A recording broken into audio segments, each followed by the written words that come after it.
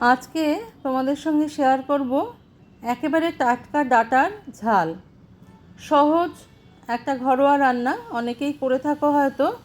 আমি আজকে একেবারে টাটকা ডাঁটা দিয়ে এই ঝাল রেসিপিটা তোমাদের সঙ্গে শেয়ার করলাম। চলে এসেছি ছাদ বাগানে, প্রচণ্ড গরম, আর এই গরমে কিন্তু ডাঁটাগুলো শুকিয়ে যাচ্ছে। এগুলো কিন্তু কাটোয়ার ডাঁটা, দেখো কতটা মোটা হয়েছে, আবার সরু সরুও আছে কিছু। এগুলো সবগুলোই আমি কেটে নেব। অনেকটা বড় হয়ে গেছে আর এটা ভীষণ মোটা হয়ে গেছে। এই ডাটাটা আগেও আমি তোমাদের দেখিয়েছি। Welcome to my cooking channel Shatabdi's kitchen. Shatabdi's কিচেনে তোমাদের সবাইকে স্বাগত।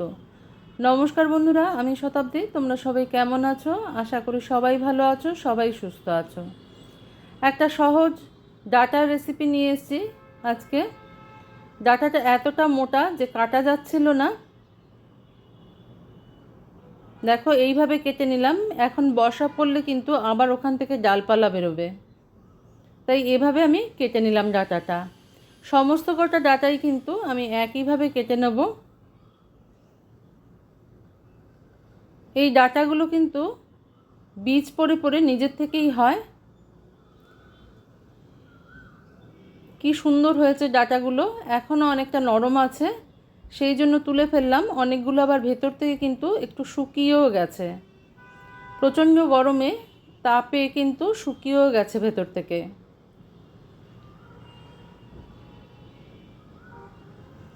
ডাঁটাগুলো আমার কাটা হয়ে গেছে, দেখো সমস্তটা। আমি দেখো তোমাদের দেখিয়ে দিচ্ছি কতটা মোটা হয়েছে আর লম্বা হয়েছে।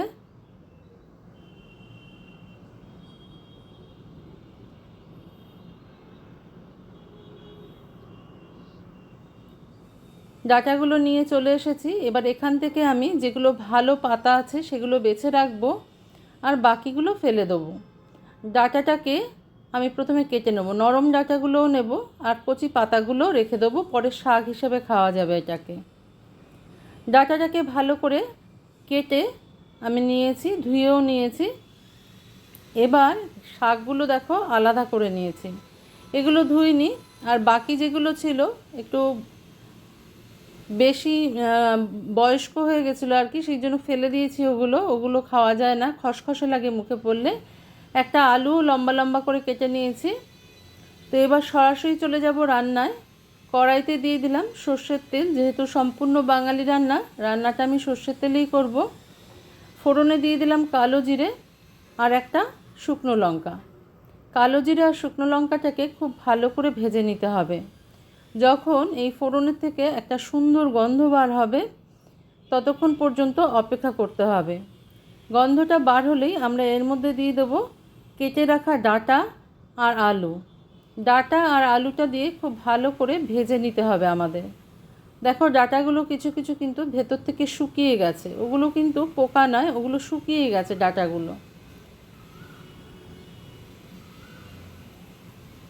খুব ভালো করে কয়েক মিনিট নাড়াচাড়া করে আমি এটাকে ভেজে নেব। ডাঁটা আর আলুটা ভেজে না নিলে কি হয়, ডাঁটার মধ্যে একটা পানসে ভাব থাকে, সেই ভাবটা কিন্তু যায় না। সামান্য একটু নুন দিয়ে দিলাম আর সামান্য একটু হলুদ দিয়ে দেবো।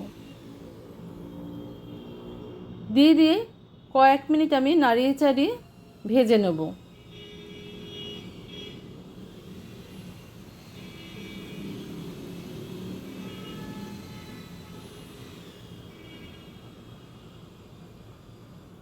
কয়েকটা চেরা কাঁচা লঙ্কা দিয়ে দিলাম।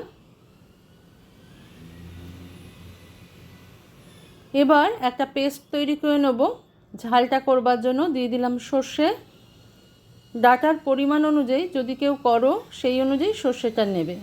দিয়ে দিলাম পোস্ত। এবার দিয়ে দেবো, যেহেতু ঝাল, কাঁচা লঙ্কা। আর দিয়ে দিলাম 4 কোয়া রসুন। একবার এইভাবে ডাঁটার ঝাল রান্না করে খেয়ে দেখবে, খেতে কিন্তু অসাধারণ হয়। পেস্টটা আমি করে নিয়েছি আর ডাঁটাটাও কিন্তু এর মধ্যে আমার ভাজা হয়ে গেছে, ডাঁটা আর আলুটা। এবার আমি পেস্টটা এর মধ্যে যোগ করে দিলাম। এই সর্ষে, পোস্ত, কাঁচা লঙ্কা আর রসুনের পেস্টটা দিয়ে কিছুক্ষণ একটু কষিয়ে নিতে হবে আমাদের, যাতে কাঁচা পোস্তের গন্ধটা একটু চলে যায়। কিছুক্ষণ সময় মিডিয়াম ফ্লেমে নাড়াচাড়া করলেই দেখবে, ফ্লেমটাকে মিডিয়ামে রেখে নাড়াচাড়া করলেই দেখবে যে সর্ষে আর পোস্তটা কিন্তু আমাদের তৈরি হয়ে গেছে। সামান্য একটু চিনি দিয়ে দিলাম যাতে ডাঁটার পানসে ভাবটা কেটে যায়।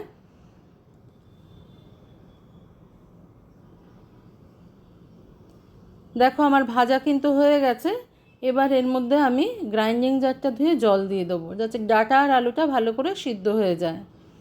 জলের পরিমাণটা আমার মনে হচ্ছিল একটু কম হয়েছে, তাই সামান্য আরেকটুখানি জলও কিন্তু আমি এর মধ্যে যোগ করে দেবো, 1/2 কাপ পরিমাণে। এতে কী হবে, ডাঁটা আর আলুটা খুব ভালো করে সিদ্ধ হয়ে যাবে। সামান্য একটু নুন দিয়ে দিলাম, নুনটা একটু কম মনে হয়েছিল আমার। এবার এটা ফুটে উঠলে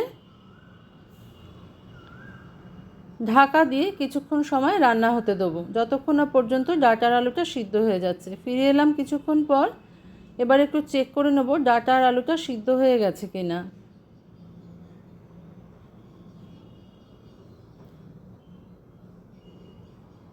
যেহেতু গরম একটু বাষ্প বেরোচ্ছে, সেই জন্য কিন্তু ক্যামেরার সামনে ঝাপসা দেখাচ্ছে। তো ডাঁটা আর আলুটা সিদ্ধ হয়ে গেছে। এবার আমি ফ্লেমটাকে মিডিয়ামে রেখে এই ঝোলটা শুকিয়ে নেব। ঝোলটা শুকিয়ে না নিলে কিন্তু ভালো লাগবে না খেতে। একটু মাখা মাখা ঝোল থাকবে, তাহলেই কিন্তু ভালো লাগবে খেতে। দেখো আমি শুকিয়ে নিয়েছি, এটা হয়ে গেছে। এবার একটু উপর থেকে কাঁচা সর্ষের তেল দিয়ে দেবো। আসলে যেহেতু সর্ষে দিয়ে ঝালটা আমি করেছি, তাই একটু কাঁচা সর্ষের তেল দিলে রান্নার শেষে এটা কিন্তু খেতে খুব ভালো লাগে। এবার নাড়িয়ে চাড়িয়ে নিয়ে আমি কিছুক্ষণ রেস্টিং টাইম দেবো, দিয়ে তারপরে কিন্তু আমি তোমাদেরকে পরিবেশন করে দেখিয়ে দিচ্ছি কেমন হয়েছে দেখতে। 10 মিনিট বাদে আমি তোমাদের সার্ভ করে দেখাচ্ছি। আজকের রেসিপিটা যদি ভালো লেগে থাকে তোমাদের, লাইক শেয়ার কমেন্ট সাবস্ক্রাইব করার অনুরোধ রইল তোমাদের কাছে। আজকে তাহলে এই পর্যন্তই বন্ধুরা, দেখা হচ্ছে পরের দিন অন্য কোনো নতুন রেসিপি নিয়ে তোমাদের সঙ্গে। তোমরা সবাই ভালো থেকো, সুস্থ থেকো।